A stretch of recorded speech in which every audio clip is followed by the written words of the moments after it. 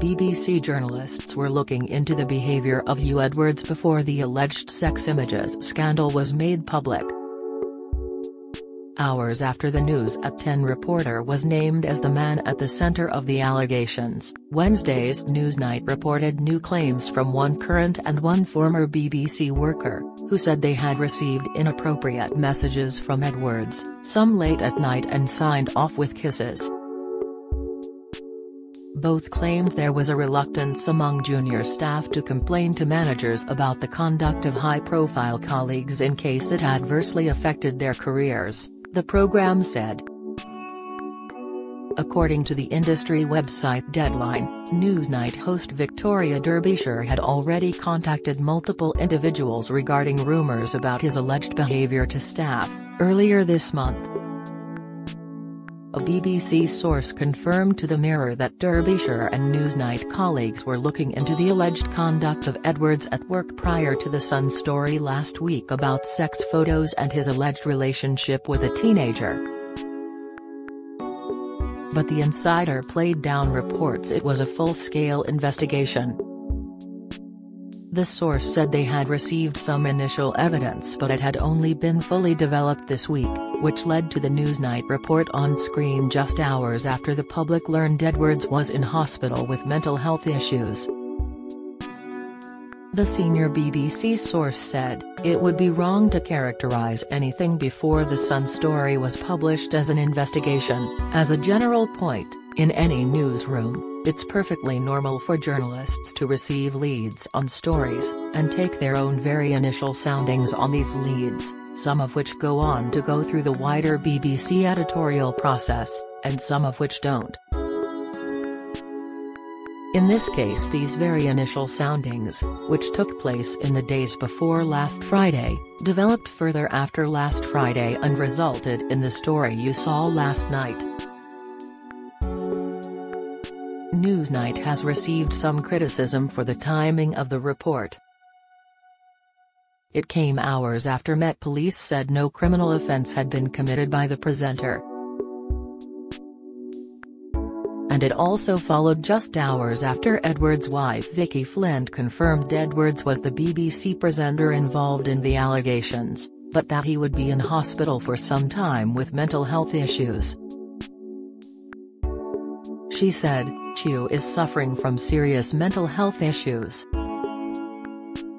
As is well documented, he has been treated for severe depression in recent years. The events of the last few days have greatly worsened matters. He has suffered another serious episode and is now receiving inpatient hospital care where he'll stay for the foreseeable future.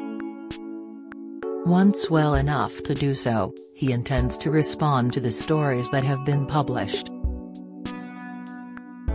Following the family statement, BBC Director General Tim Davie said in a note to staff it is important that the work on the internal investigation continues, adding, "I want to be clear that in doing so we will follow due process." A BBC report also stated that a variety of options were still possible in terms of Edwards and his BBC future, once the internal investigation ended. The report on the BBC News website stated, it could end in a reprimand. It could end in dismissal. It could end in reputational rehabilitation. BBC Director General Tim Davie will also be questioned in Parliament next week about the corporation's leadership following the Huw Edwards furore, as the broadcaster's longtime colleague John Sopel said Edwards was very angry about the coverage the story has been given. On Tuesday, the BBC's Director General Tim Davie said in a press conference the initial probe into claims their star paid a teenager for sexually explicit photos only consisted of an unanswered email and a phone call that did not connect. It then took weeks to move things forward. Davie admitted the system could be improved and said, "There's clearly going to be learnings. I have asked that we assess how some complaints are red flagged up the organisation." Mr. Davey, Acting Chairwoman Damian Claus-Stevens and Policy Director Claire Sumner will appear before the Lords Communications Committee on Tuesday. Despite the appearance being booked before the Edwards story broke, the committee said on Thursday that it would raise issues including in light of recent events, what concerns have been raised about the adequacy of the BBC's governance arrangements and how it is addressing these. Mr. Davey has already ordered a review to assess how some complaints are red-flagged up the organisation following allegations a high-profile presenter, now known to be Edwards, paid a young person for explicit images. The BBC is currently conducting fact-finding investigations into allegations against the veteran broadcaster, after he was named by his wife on Wednesday night. When the Metropolitan Police said no criminal offence has been committed by Edwards and no further police action will be taken at this time, it allowed an internal BBC investigation to resume. Edwards is the BBC's highest-paid newsreader, with a pay bracket of £435,000 to £439,999, putting him fourth on the top 10 list, the corporation's annual report revealed on Tuesday. The presenter was last seen on BBC One's News at 10 on July 5 when he co-presented a special edition live from Edinburgh as the King was honoured in the Scottish capital. Mental health charities have called for Edwards to be given the support and treatment he needs.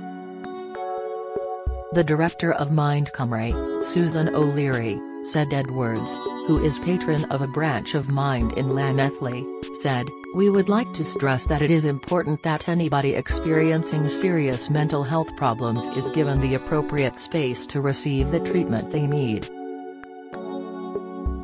We acknowledge that the ongoing news coverage could impact people in many different ways. Mind is here to support anyone who needs help with their mental health." Rethink Mental Illness also wrote on Twitter that everyone connected to the story should be supported and have their mental health prioritized. PR expert, Edward Coram James, the CEO of Go Up, backed Edwards to bounce back when he was in better health. He said, "Edwards' career can and will survive. The police have been clear that, after investigating the incident, no criminal behaviour has been found." In lieu of criminal behaviour, the BBC would cause public outrage were they to sack a man, considered by many to be a bit of a national treasure, that has not been accused of any criminality and who is clearly experiencing significant mental health issues, to the point of having been hospitalized. In these scenarios, when the media, social media and politicians have clearly gone too far, there's always an elastic band effect. The public, having been pushed, will always snap back and rally around the flag. In this case, Huw is the flag. There will be a public outcry over his treatment to date and an even greater PR meltdown were he to be let go. If you are struggling with mental health, you can speak to a trained advisor from Mind Mental Health Charity on 0300 123 3393 or email info@mind.org.uk.